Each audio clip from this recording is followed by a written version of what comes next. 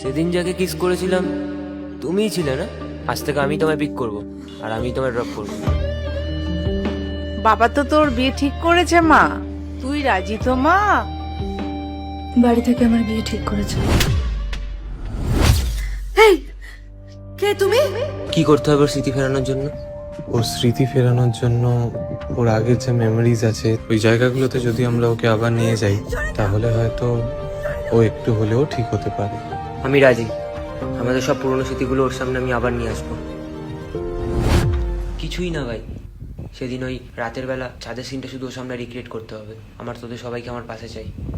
থাকবি তো? তুই চিন্তা করিস না, আমরা আছি তো পাশে। চাপ নিস না ভাই, আমরা আছি। হ্যাঁ আমরা আছি।